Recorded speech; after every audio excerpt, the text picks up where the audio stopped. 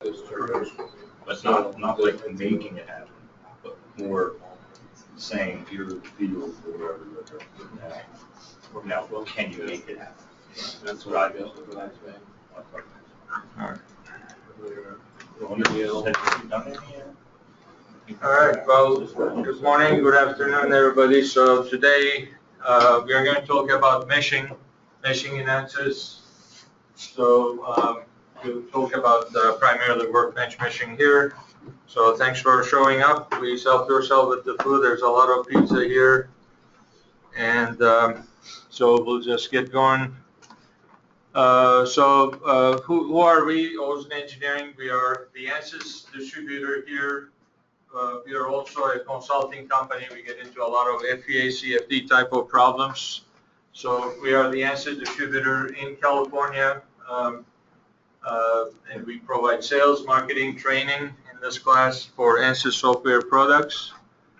And we also do advanced simulations like these rigid body dynamics, rigid flexible implicit dynamics, and explicit dynamics. So these are implicit simulations, this is explicit simulation. So we have special classes on those. In addition, we will have, we also have special expertise in fracture mechanics, CFD. Our next lunch and learn will be on fracture mechanics. So we are going to talk about crack initiation, crack propagation, crack modeling, cohesive zone elements, contact elements, and then we call this XRAM method, which is meshless fracture mechanics. There's actually a mesh, but you don't need a special crack tip element, just like you see here. So when it comes to meshing, this is a special topic. So you do meshes for fracture mechanics applications. We will cover this more in depth in our next lunch and learn. So that will be about 2 or 3 weeks from today. So there's there's really a lot of new stuff in ANSYS when it comes to fracture mechanics. So we'll cover all that new stuff in our next lunch and learn. But today we are going to talk about ANSYS and its meshing methods. So here we are going to talk about processing, and then what is ANSYS meshing fundamentals, how to launch ANSYS meshing, and we'll talk about ANSYS meshing methods. And there's a special topic. Once you have a mesh, how can you morph the mesh without going through a remesh procedure? You take the existing mesh and you just morph it to look into design variations. We'll talk about that as well. So the pre-processing workflow in ANSYS, as you know, just like any other FEA package, you just start with the geometry. You either import it or create it. Then you do some geometry modifications, some cleaning up maybe, some simplification. And then you send it for meshing. So we are already idealizing the geometry here in the geometry phase. Then when we mesh it, as you know, we fill the solid model with a bunch of nodes and elements. And that solid model is filled in with a bunch of nodes and elements. So there's another set of idealization of the geometry. And then, of course, once we are done here, either FEA or CFD, we send the mesh into the solver, either CFX or Fluent or ANSYS. It may be rigid body dynamics, or it may be implicit dynamics. So what's in ANSYS meshing? It's a meshing platform. It combines and builds on strengths of pre-processing from ANSYS. It combines the strengths from ISIM CFD, from T-Grid. Anybody have used ISIM CFD tools, for example? ISIM CFD was the very first company that ANSYS bought back. Oh, we don't have, or do we? Let me see here. Back many years ago. So let's see.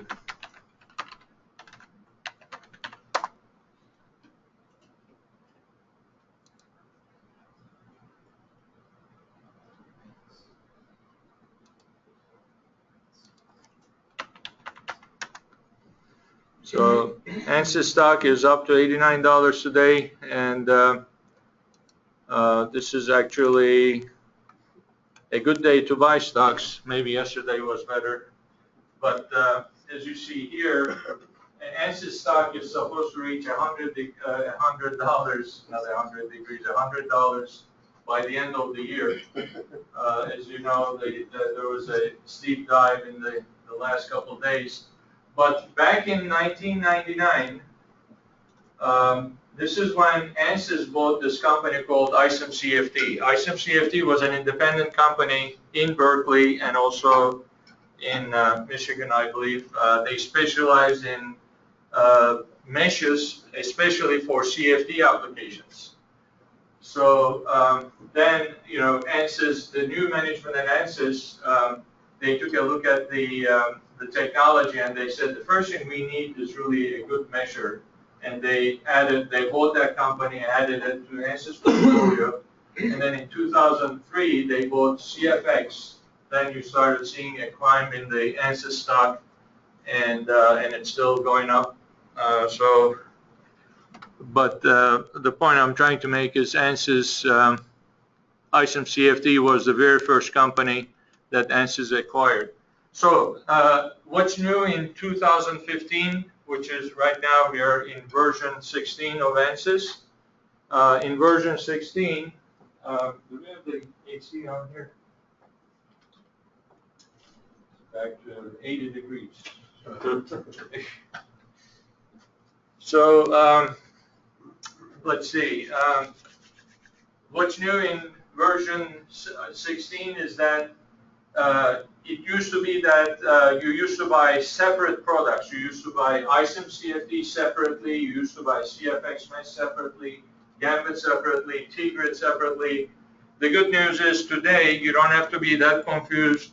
You just buy ANSYS meshing. That's the good news. It includes all the good stuff from all ISM CFD, CFX mesh, Gambit, T-Grid. So that's the good news, and that's something brand new that, with January of 2015, which is the beginning of this year. So you don't have to get confused about, well, which product is really good for me. You just buy one product. It's called ANSYS meshing, and it's then you can make use of it. Then you can make use of ISM CFD features, T-Grid, CFX mesh. All the stuff is in there now. For those of you who likes to use ISM CFD, that's also available. You can still launch ISM CFD just by itself, because we do have some legacy customers who want to just use ISM CFD as a meshing platform. That's also available. But almost all of the features of ISM CFD are available through ANSYS meshing. So the ANSYS meshing, in ANSYS meshing, you can build meshes for CFD, for mechanical, for electromagnetic, and it integrates nicely with other workbench systems. So, and as you know, the purpose of the mesh is that no matter what you're doing, FEA or CFD, the equations are solved. You're solving the equations basically at the cell nodal locations. So, you know, so like I point out this, it used to be there was a difference between CFD groups and FEA groups. CFD engineers always called the mesh cells and grid points, and then FEA engineers would call them mesh and also element and nodes. So, but now everything, all that terminology is being combined. So we see cell and element is the same thing, node and grid point is the same thing. So now people are using just one platform to do a mesh for both CFD and as well as FEA. So it's important that these days we should be able to do we should be able to create meshes in a fast manner, and also efficiency and accuracy has to be there, and also the quality of the mesh has to be there. So we will talk about all these here in the next few slides. And I'm really happy that, with the new ANSYS versions coming up, the meshing technology is getting faster and faster. Who here is using version 16? Okay. The rest are still on version 15? Okay. You too? You're still on? At one place I upgraded, at the other place I didn't yet. Okay. So one thing you will see definitely is if you move from version 15 to version 16, you will see about 10% improvement in how fast the meshes are done. So it meshes about 10% faster in version 16 compared to version 15. That's one thing you will notice immediately. And as you know, in 2015, ANSYS came up with 3 versions, 16.0, 16.1, and 16.2. So this is kind of, I think it's kind of unprecedented in the history of ANSYS. ANSYS usually doesn't come up with this many releases in a year, but they did it this year. When it comes to meshing, there's not much of a difference between version 16.1 or 16.2. Most of the differences are in a brand new product called AIM, A-I-M, AIM. So there's a brand new product. So what we are going to talk about here is this is ANSYS meshing in Workbench. This is what we're going to talk about. And as you know, the procedure is really when you go into ANSYS meshing, you specify global mesh settings, then you can specify local mesh settings, and then you generate the mesh and then check the mesh quality. After the mesh is done, you may want to check for mesh quality, and ANSYS enables itself to do all that within the mesh module. And there are 2 ways you can launch ANSYS in Workbench. Everybody here a Workbench user? Okay. So you can do it from analysis systems, which means if you're doing CFD or FEA, as you know, it starts with geometry and then mesh module. Or you can do it from scratch. You can say under component systems, I just want to go to mesh. If you double click on the mesh icon here, it will launch. It will say, well, first you need to give me a geometry, and then let's go ahead and mesh this. So those are the 2 different ways. And the graphics user interface looks like this. This is very similar to ANSYS mechanical application. You have the toolbars at the top, the outline, the graphics window, and the mesh matrix at the bottom. So the question is, before you go into meshing, how can you configure your geometry? There are a couple ways you can configure your geometry. One is called multiple parts. If you have an assembly, you can have multiple parts in the assembly. That means these guys are not talking to each other. They do not share common faces. So what's going to happen is, for example, you have 2 cubes here. At the interface between the 2 cubes, there is no common interface. So this guy is an independent face, and the smaller cube has an independent face. So what happens in that case is that if you're doing an FEA problem, that's a contact region. ANSYS will automatically create a contact. But if you want to go to CFX or Fluent, then in Fluent, you will have to specify a grid interface. Or if you're using CFX, you'll have to specify a general grid interface, GGI, in CFX. So this is what happens if the geometry does not share a common face between them. And then in Design Modeler, you can do this if you have multi-body parts, meaning that you have one cube here, another cube here, and then in Design Modeler, you can form a multi-body part. That means these guys are going to share a common face between them. So if that's the case, you mesh it, and then you don't need contact elements, and it's going to be one continuous mesh. And if you're doing FEA, again, you can specify a different material property here, different material property there. If it's CFX or Fluent, again, it will be a continuous mesh, and at the interface, you're going to have nodes right at that interface that will definitely define the connection point between the two cubes. So, and then you have the third option, which is the multiple body parts. What's multiple body parts? You may have two multi-body parts, and if that's the case, faces will be imprinted on each other, like, and there will be an imprinted face right at that interface. So again, this will again take you back to grid interface in Fluent or GGI, general grid interface in CFX. So those are the three ways. And meshing in 3D geometry, again, the element types that are available are TETs, prisms, pyramids, and hexas.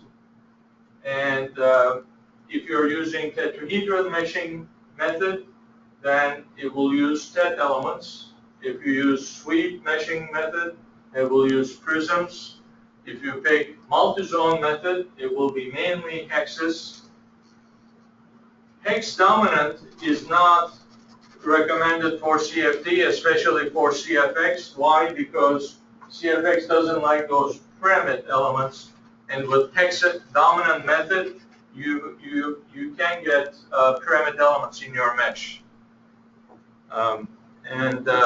There's also the automatic method. So under meshing methods, we'll cover, we're going to take a look at TET meshing, hex meshing. Well, we won't talk much about 2D meshing. These days, nobody really does 2D meshing. Anybody here doing 2D meshing?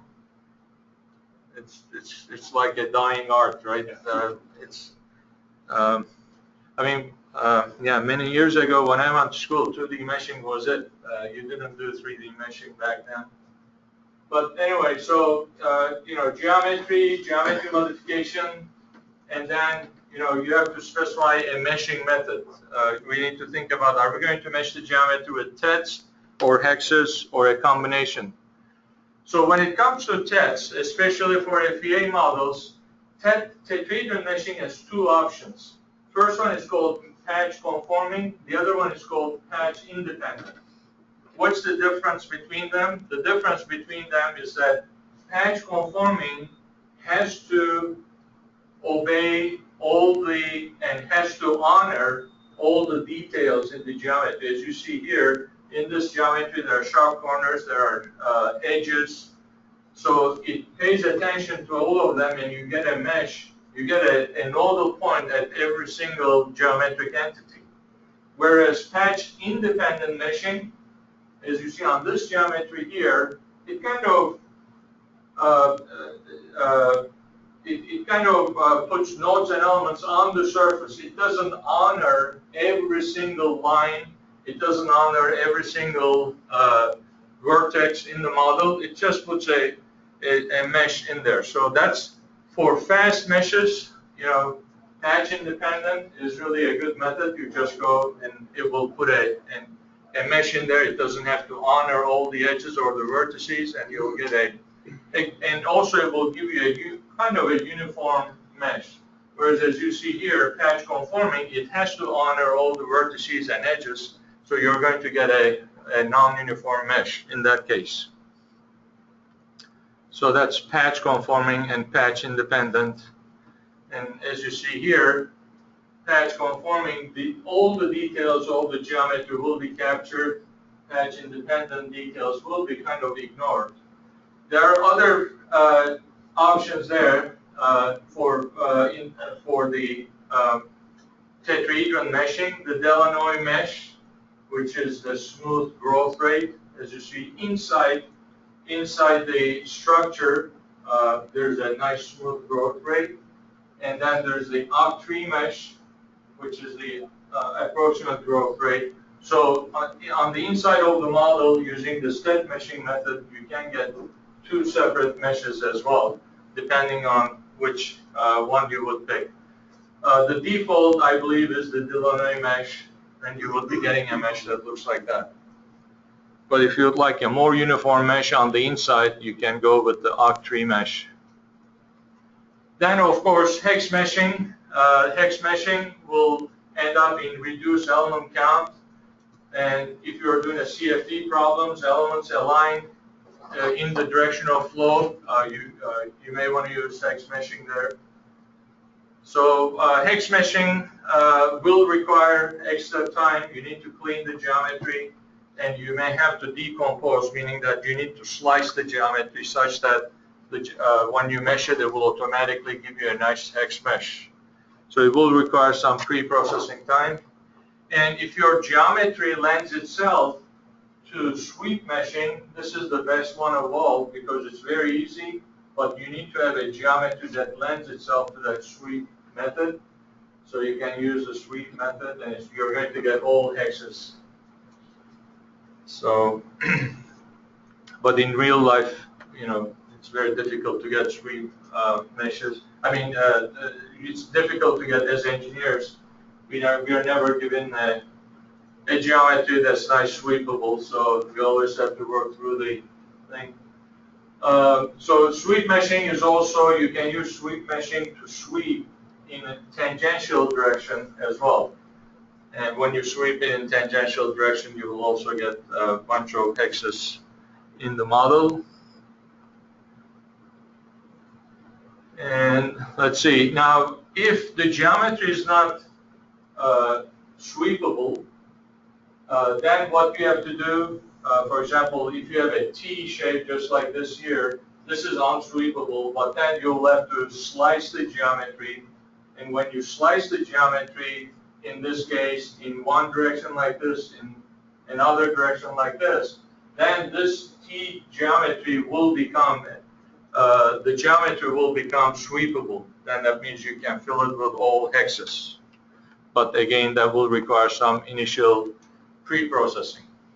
Now, multi-zone meshing is a methodology that came from ISM-CFD. ISM-CFD has this multi-zone meshing method, and in geometries like this, which is not sweepable, you cannot really sweep it, but multi-zone mesher takes care of this, and you can get a really nice hex mesh in geometries that look like that. So that's the multi-zone meshing method, and it's getting better and better every year. They're adding more and more automatic features in multi-zone mesher. I think looking into the future, this multi-zone mesher may be the default mesher that we want to go to because it's giving us a really nice hex mesh and everything, and things are getting more and more automatic lately. So, and there are a bunch of different options in multi-zone mesher as well. You can get a uniform one, and then there's the pay feature as well. So there's really a lot of features. You may, if you have never ever used multi-zone mesher, I strongly recommend you may want to take a look at this. It's really a nice mesher. And in automatic mesher, if you use the default is automatic mesher. And the automatic mesher looks at the geometry, and if it's sweepable, if the geometry is by default sweepable, it will fill it in with hexes. And if it's not sweepable, it's going to put tetrahedrons in there. That's the automatic method. And then we have selective meshing. What is selective meshing? It's selectively picking bodies and meshing them incrementally. So, this is kind of tedious because you have to go and pick the bodies, and then in an assembly, and you say, all right, mesh this first, then mesh this, mesh that. But why do you want to do this? You want to torture yourself? The answer is no, but the reason is mesh seeding from mesh bodies influences the neighboring bodies. So automated meshing can be used at any time to mesh all the remaining bodies. But when you do selective meshing, only affected body meshes require remeshing. And the other thing is you can record this so that the next time you'll have to remesh it, it will also mesh it in that order. So here's the difference. If you mesh this block first and then the other block versus if you mesh this one first, then the other, as you see here, there's a difference between the two meshes. So if it's important for you to get a hex mesh in this, so the order in which you mesh, it becomes important. So if you mesh this first, you will automatically get these hexes. That's because that's a sweepable mesh. So that's why we want to go with this, what we call the selective meshing option. And then you can record it, and recording means the next time you want to remesh these, maybe with a finer mesh size, then it will follow the same procedure, meaning that it will follow the same procedure that you started out with, meshing the cylinder first. So then we have local controls versus global controls. What are the local controls? The local and global controls. The first thing we want to do is we want to do global mesh controls, and then we can do local mesh controls. When we in ANSYS meshing, in workbench meshing, when we click on mesh, the details in the lower left-hand corner, everything you see there is what we call global mesh controls. These are all global mesh controls when you click on mesh in the mesher module. And what can you play with in there? You can play with physics preference, meaning that you can actually specify if you're going to do CFD or FEA, and then you can also specify global controls like global element sizes. So you can actually control globally what the mesh setting should be. So the first set of things that you would pick is really physics preference. You know, are you doing CFD problem, mechanical FEA problem, explicit FEA problem, or electromagnetic? Why? Because there's a difference between meshing methods for CFD or FEA. So you need to tell ANSYS what you're planning on to do with the mesh first. Then, if you pick CFD, then you have to let ANSYS know if you will be using Fluent or CFX or Polyflow after that. So that's also important because there is a difference between Fluent mesher and CFX meshing, and so that's you know, that kind of becomes important.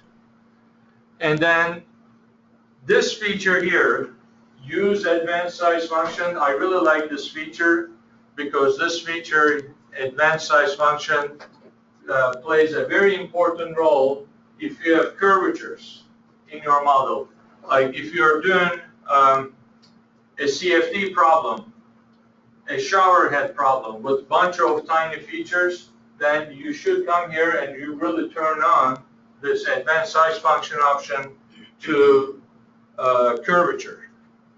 And if these small holes are very close to each other or they're very close to the edge, then you may want to turn on curvature and proximity. Then ANSYS will start adjusting the mesh for these tiny small holes, and it's going to fill them in. It's going to pay a lot of attention to these small features, and then it will also pay attention to the case if these small holes are very close to the edge, then it will put a lot of elements in those locations as well.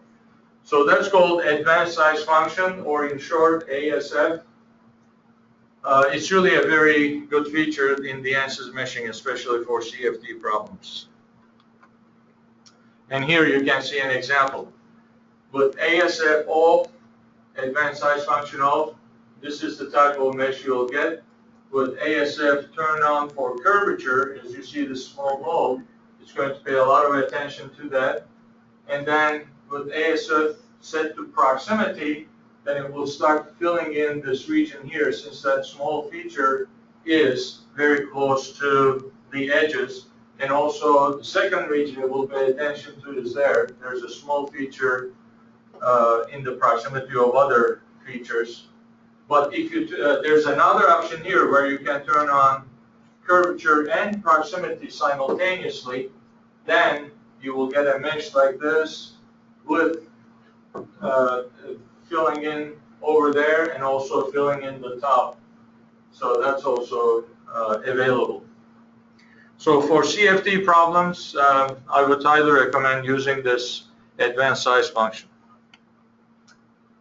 And then once you mesh it, you want to look at, you want to do some statistics, meaning that you want to look at how good the mesh is, orthogonal quality, skewness, parallel deviation, warping factor, because the mesh that the ANSYS generates, you can actually see which elements are, if you have bad elements, where are those bad elements? Are they close to regions of interest? Then local mesh controls. What are the local mesh controls? After you set the global mesh controls, anything that you do,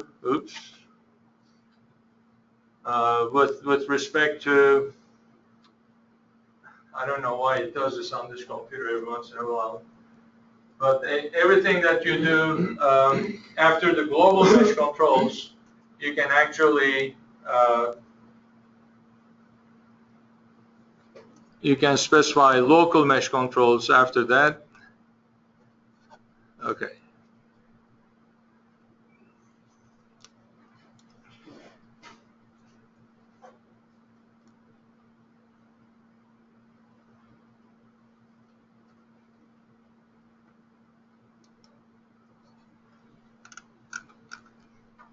All right.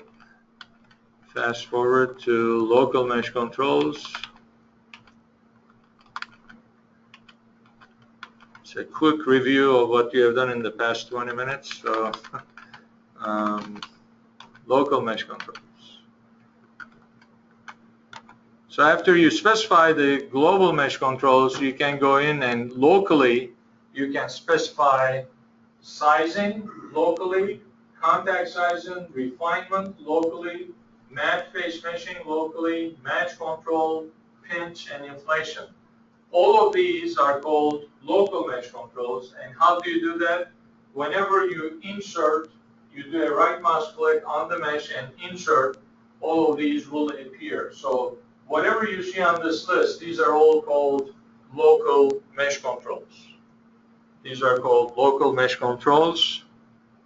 And you can specify sizing on the edges. You can specify a sphere of influence. That sphere of influence will appear as a sphere, and you can put it anywhere in the model. And within that sphere of influence, you're going to get a lot of nodes and elements. And if you're doing FEA, you can do this matte face meshing that will automatically give you a bunch of nodes and elements on the inside of the tube. And you can also do match control. If you have a problem where you're doing like periodic boundary conditions, you will have to match the face mesh. So this is called match control. In inflation layers, if you're doing a CFD problem and you want to specify inflation layers, which are really boundary layers right next to the walls, that's a local control as well that you can specify on selected surfaces. Okay, so then when you're done with meshing, you just check the mesh quality. Why is it important to check the mesh quality? Because as you see here, if you're doing a CFD problem, if you have bad mesh, your residuals will never converge. And if you see that type of activity, it's highly likely that you have a bad mesh, or you have a few cells, a few elements in your mesh that may cause that convergence problem. So you can check things like orthogonal quality, and you can also check boundary layers. So the bad quality mesh can cause convergence difficulty or diffuse the solution. So we need to really check on the quality of this mesh. And here's another example. This is an FEA example showing difference between a mesh with cells failing. So if you're doing an FEA problem, every once in a while you may see a local hotspot, just like in this example here, and you scratch your head, you say, where's that coming from? And it's really, I don't know if you can see, but there's really very sliver type of elements, and those elements is what's causing the bad mesh, the bad result. But if you remesh it with nice set of elements, then you're going to get a nice smooth either stress or displacement solution. So what can you check? You can check a lot of things. You can check element quality, aspect ratio, check warping. Now the question is, should you check every single thing? There are about 8 different criteria here. Should you check every one? The answer is no. There are a couple of things you may check very quickly. Aspect ratio is one that I check very often. Aspect ratio does affect the results. And what is aspect ratio? Aspect ratio is really, in a normal tetrahedral element that may look like this, it's the height of the element divided by the width of the element. So aspect ratio is height divided by the width of the element. And when an element gets really elongated, like this, the aspect ratio becomes more than 10. And if the aspect ratio becomes more than 10, then in FEA, you're almost guaranteed to get bad results. And in CFD too, if that stretch element is in a field where there's tangential components or normal components of velocity, you're going to get bad results in that location as well. So these are, for example, on orthogonal quality. Orthogonal quality, you want to get elements that are close to 1. But if your elements are close to 0, that means that's a worst case scenario. And then skewness is another thing you can check. So these are, this explains what skewness we are looking for. What's the skewness criteria? If it's close to 0, that means those are good elements. If it's close to 1, that means those are bad elements. So there's a bunch of criteria. Aspect ratio, this is really important for both CFD and FEA. So again, so this what we covered is kind of what we have seen in version 14, 15. But what's new in version 16? ANSYS meshing. First of all, meshing license includes all the meshing. Like ISM, CFD, CFX mesher, it includes everything. And then after you mesh in version 16, right after you mesh under the mesh details, you can right away plot the element quality. You can right away plot the element quality, and you're going to get a contour plot like this. In this contour plot, the blue elements, that's the quality. The blue elements are good. The red elements are bad. Or you can see that there's some yellows. I can't see any red here. It says minimum is over here. So, but right away, right after you mesh it, you'll get a plot that looks like this in version 16. So this is good visual feedback. So you can right away tell where you have bad elements. And you can see there's an animation here in ANSYS Workbench. Now you have the ability, if you really, really want to, you can actually pick a node and move it. Why would you want to do this? Because if you have a bad element, you can right away click on that node, move that node, and make it a good element just by moving it. So that's also a feature that existed in ISM CFD, and this feature is now available with version 16. It's now available as well. I mean, this is getting really into a lot of detail, but it's a new feature that's available in ANSYS meshing. So you can dynamically edit and move the node by just clicking and dragging it. And in ANSYS meshing, you can actually plot element numbers. Until version 16, you could not see the element numbers in ANSYS mesher. now you can see the element numbers as well as the node numbers. The node numbers, you were able to see them, but the element numbers you couldn't see, but now you have that option as well. And if you use ANSYS Classic, of course, the element numbers are already there. And you can also display the element numbers. If you don't want to see all the element numbers, you can display the element numbers by a certain increment. You can say, I want to look at element numbers from 5 through, say, 100 with increments of 5. And then we'll say, all right, this is element number 5, 10, 15. Then you will be able to see that. Again, that's a version 16.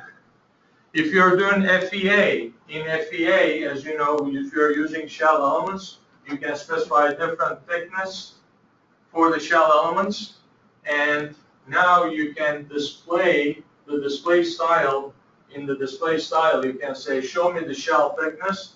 And right away, you're going to get a plot that says, this shell is thicker than these guys, which is thicker than this guy.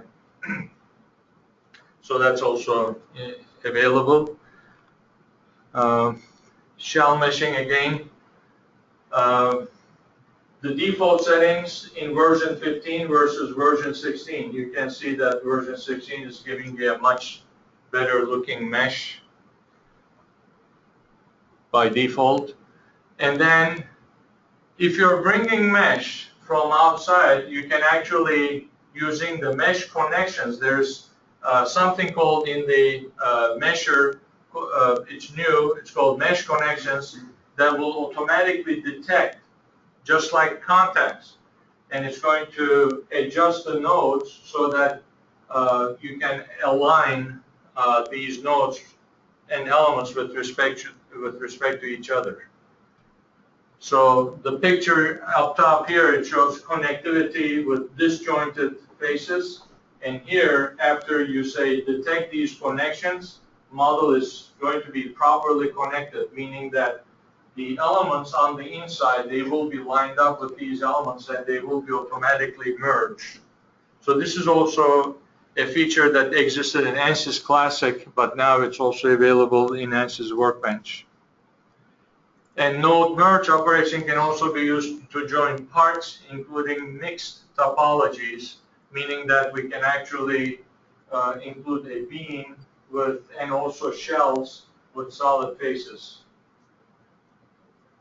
So this doesn't apply to CFD, but, and then adaptive remeshing. Adaptive remeshing is really great if you're doing an FEA problem, for example, here. An FEA problem, oops. If you have an FEA problem where you're inserting something in tight spaces, let's say elastomer. Now, as you see here, the nodes and elements are being remeshed. This is really a tough FEA problem, but this is through the procedure, which is now available, meshes refined where needed during the solution process. As it is solving, it is remeshing the finite element mesh such that it can proceed. Otherwise, with version 15, this problem doesn't run. It stops. It says, I can't solve this because there's a lot of distortion of elements. But in version 16, those elements are being remeshed so that you can actually go ahead with the solution. That's an example of a remeshing on a transient problem, right? This is it's still a quasi-static, but there's multiple load steps, so it's quasi-static but close to transient, yes. Yes. This would be sort of like the elastomer, like an O-ring. Yes. But can't you just run that as a hyperelastic material? And hyperelastic, yes. So this material can be hyperelastic, it can be elastic, plastic.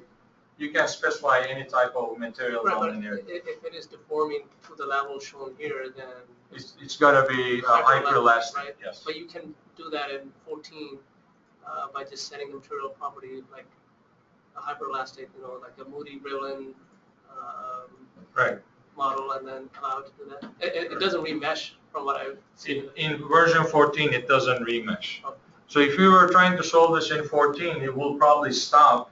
It will say the element gets distorted so much, the original mesh gets distorted so much, it says I can't solve this because the Jacobian ratio, there's something ANSYS checks internally.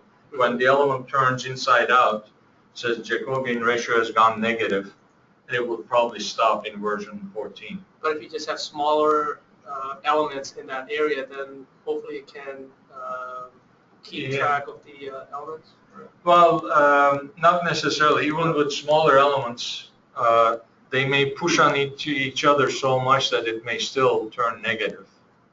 But this method is a lot better. It remeshes it, and as you see, it's still a coarse mesh. It's not a really fine mesh, but you still get a solution. Is it doing the remesh between load steps? Yes, between load steps. Right. It stops itself and then remeshes it and continues on from where it left off. So this is really a nice procedure for FEA. And this procedure did exist in ANSYS Classic, but for the first time in version 16, it's being revealed in Workbench as well. So, and then finally, I'd like to talk about this presentation that we did at the ANSYS conference. This is BGA solder joint reliability sensitivity simulation using what's called RBF morph. So, well, what's the purpose of this presentation? This is again in meshing. Here we have a geometry, we have a PCB, solder balls, substrate, mold compound, a die underfill. And in ANSYS meshing, we can go ahead and mesh this nicely, right? This is, by the way, this is multi-zone mesher. It just kind of sweeps and we get all 100% hex mesh using the multi-zone meshing in ANSYS. And these are boundary conditions. The blue surfaces are symmetry surfaces because we are taking 1/8 of a package. It's symmetric on this face. It's also symmetric on this face. And then you go ahead and you specify a thermal condition. You bring up the temperature from -40 to 85 degrees. And you want to look at the stress distribution in the solder joints. And you get some results that look like this. This is the displacement solution. And these are the stresses in the balls.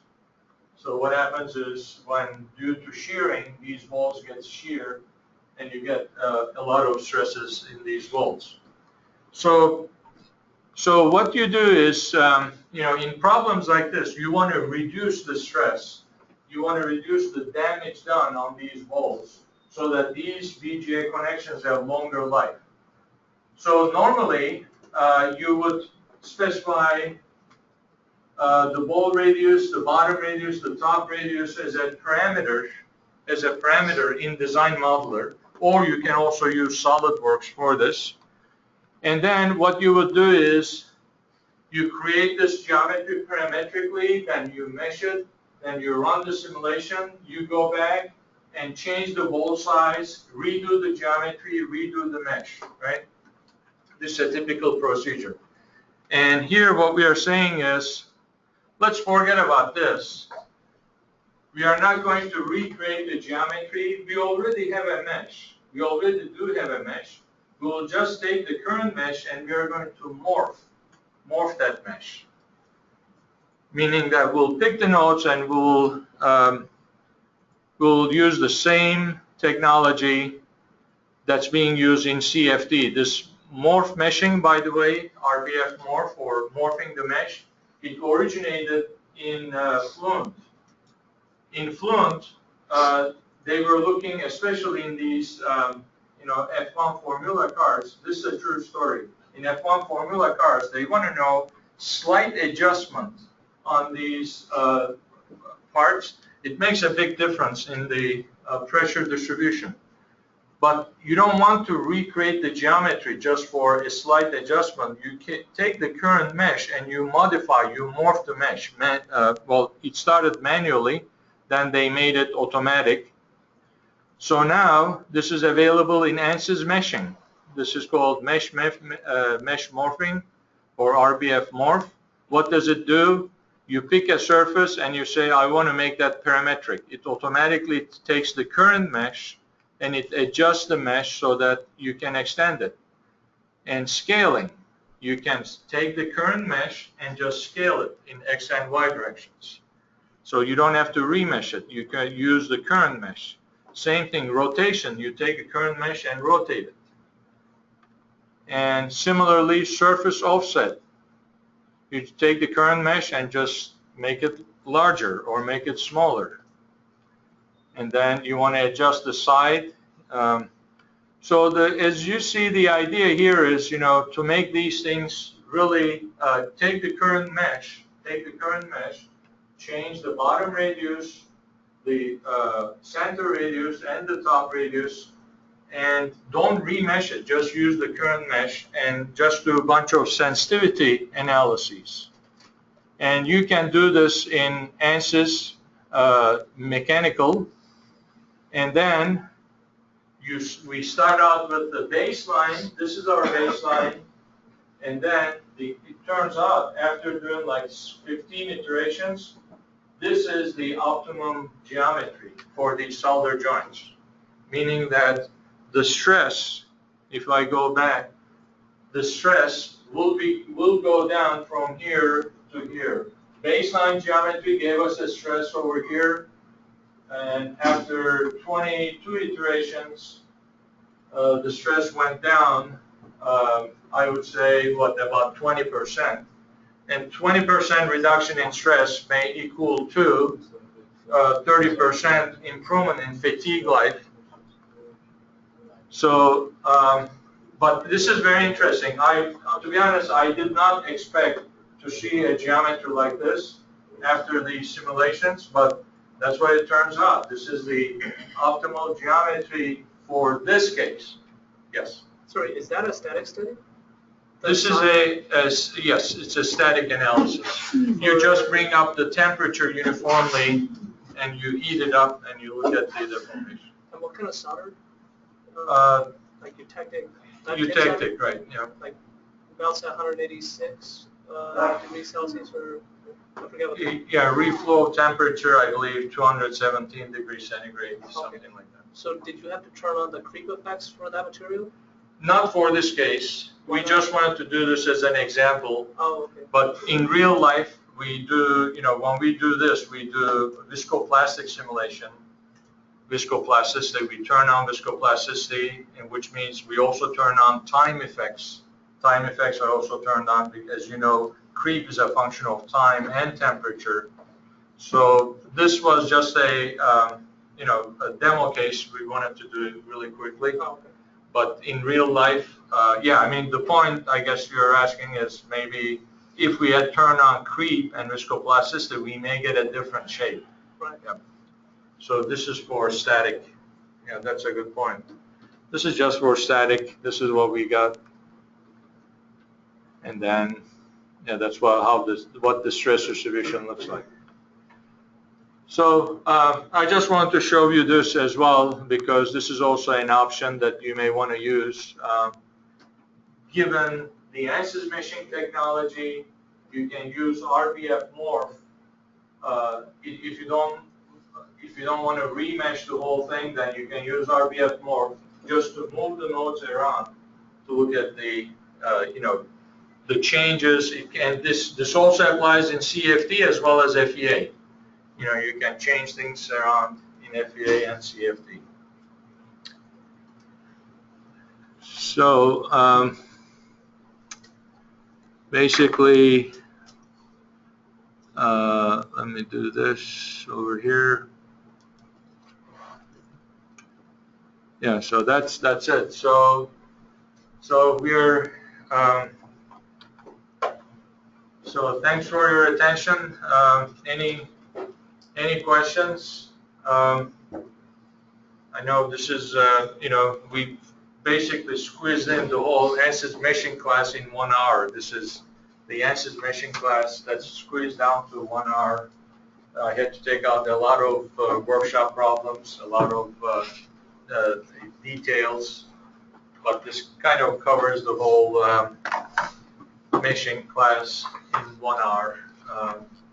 So it may be too intense, but you know.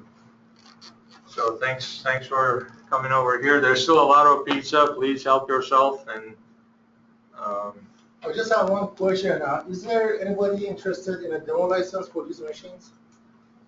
Do you see any application in your company for a demo license? What is a demo license? Demo for advanced machine, ANSYS measure. I think we have one. You have one? Okay. Because the meshing is different than what's available in Fluent. This is a separate module. Yeah. Well, we work with Workbench. We're using the version 16. But this measure is different than the ANSYS measure. It's a different module than Workbench measure. yeah, I mean, the ANSYS measure now includes all the ISO CFD, all the advanced features. So, But is it included in the Workbench? yeah, that's all in Workbench. So,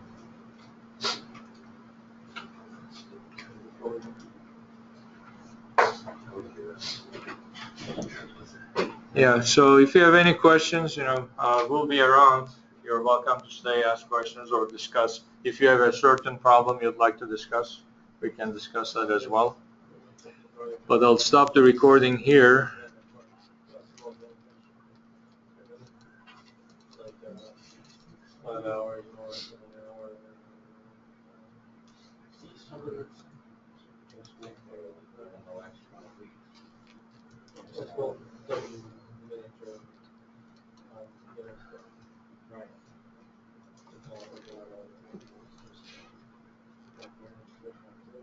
Not even.